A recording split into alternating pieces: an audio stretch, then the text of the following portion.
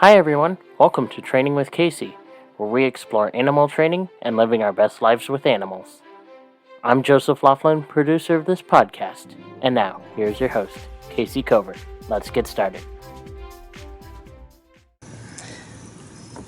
Hey, thank you, Joseph. Welcome to Training with Kayce, and I'm your host, Kayce Covert. And I've been thinking about safety with animals.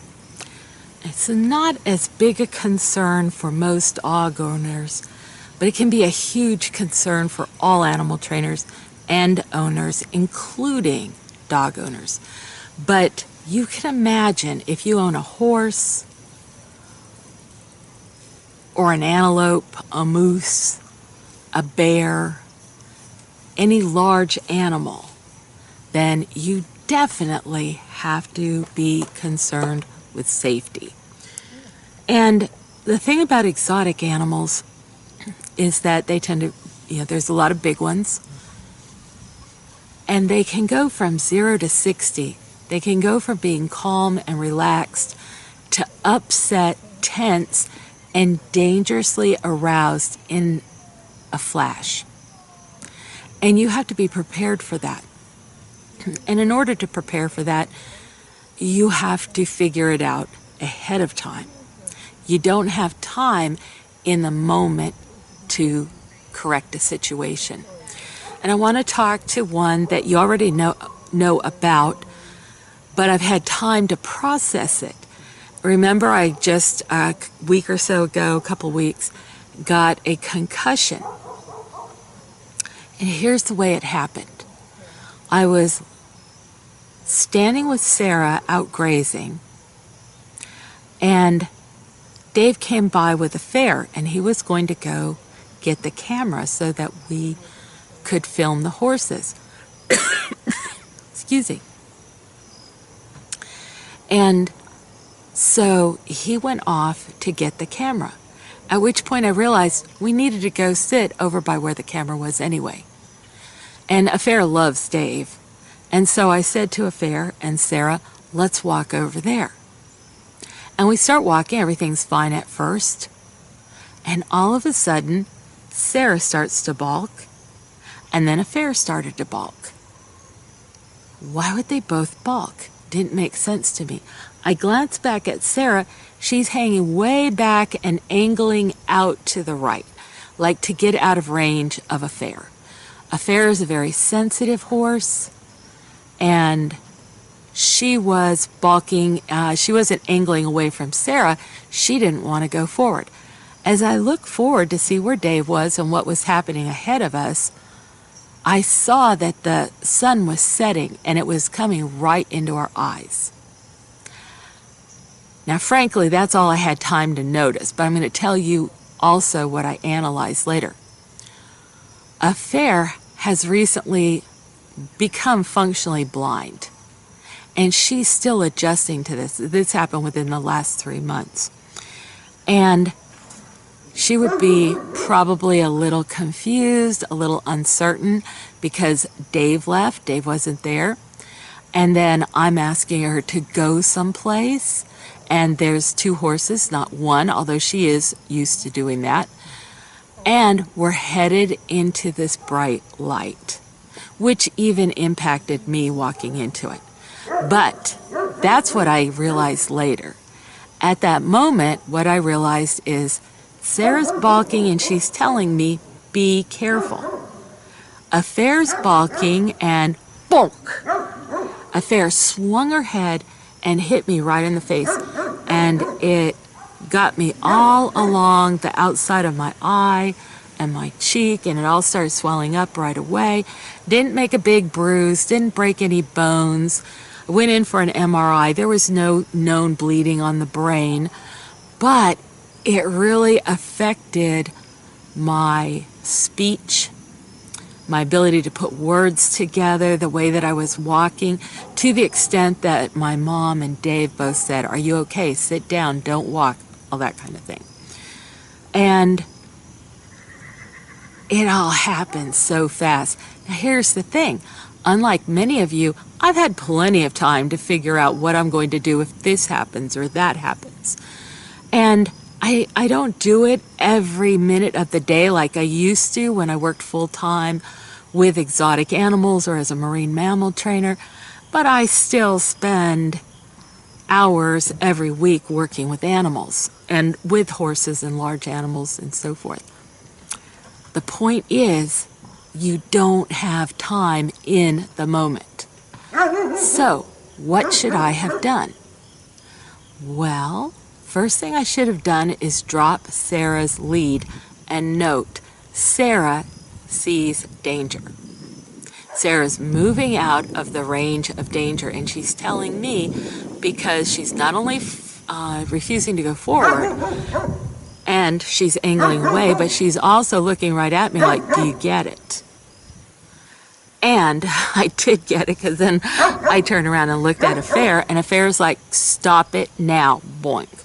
Or, boink, stop it now. That's more like what it was. So, drop Sarah's lead. Second thing, in this particular case, I could have dropped Affair's lead. Or I could have backed up with her. So I'm taking her out of the realm of her worry. But you do have to watch out all the time. You have to know that horse. Is that horse going to spin around? Is it going to suddenly start to run? Is it going to try to kick you? Is it going to try to strike? Will it hit you with its head? That's what Affair did. So you need to figure that out ahead of time, and then you make yourself a plan and you practice that plan. Because if you don't practice the plan, when the situation actually comes up, you'll go, oh, this is that situation I practiced for, boink. Or this is the situation I thought of but didn't practice for, boink. All right, you just don't have time to make it up as you go.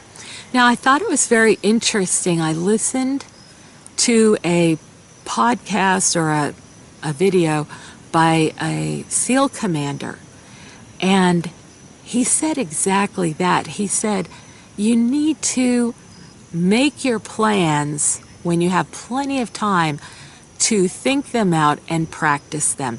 And then you need to simplify them, because in the moment you will lose, when you have dopamine surges, you will lose both your fine motor skills and your ability to think under pressure. This takes me back to another experience I had when I was very young and I just moved to Boston, and I woke at 1:30 in the morning, and there was a man in my apartment coming straight toward me. Now, the clock was right over the door that he was coming in through, and the clock said 1:20 a.m. And as he's coming toward me right under that clock, I thought, boy, this is the perfect setup for breaking his knee.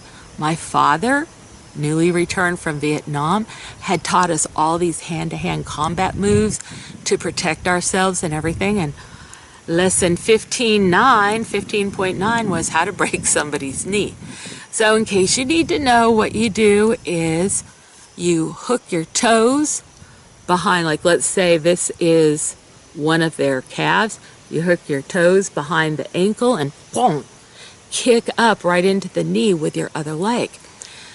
Problem is, I had practiced this many, many times, but not in an aroused or frightened state.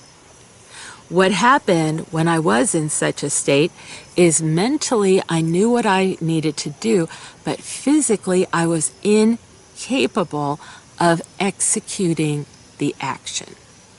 I was incapable of acting. Later on, when I was training other trainers, I corrected that situation. Not only did we teach trainers what to do in case of problems with animals, but we practiced it under every situation I could manufacture, including while I was yelling at them like a drill sergeant, go now, run, go, go, go, because they got to get there. They have to be able to function under that much stress. We see it in all the military movies, right? It's a real thing. Okay, so to process or to finish processing my experience with getting hit in the head, I knew what to do and I didn't act quickly enough. I wasn't expecting a problem. Note to self, no matter how experienced you are, no matter how many hours you have of things going absolutely right, you need to always expect a problem. Then we can just be grateful when everything goes boringly well. The older I get, the more experience I get, the more I love boredom. I just love it. Okay. Thank you so much for joining. Oh, wait a minute. I was going to say goodnight to everybody, but let's just review. To avoid dangerous situations, you need to figure out what you're going to do ahead of time.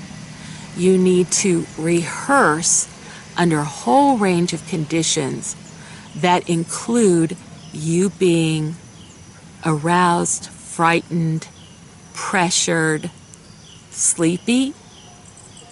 Okay, you need to be able to act as one with your plans. You don't have to consciously think about them, you just flow into them.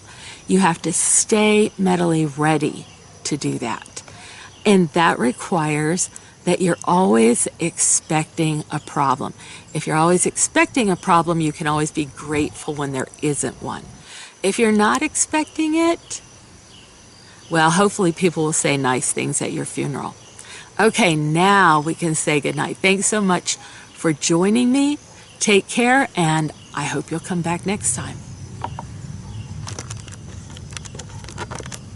Hey fans, are you enjoying Training with Kayce? Don't forget to subscribe to the podcast on iTunes or wherever you get your podcasts from.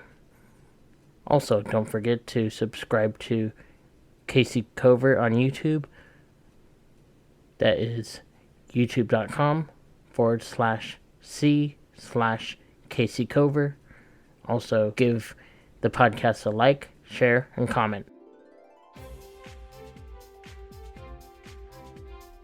Thanks for joining us.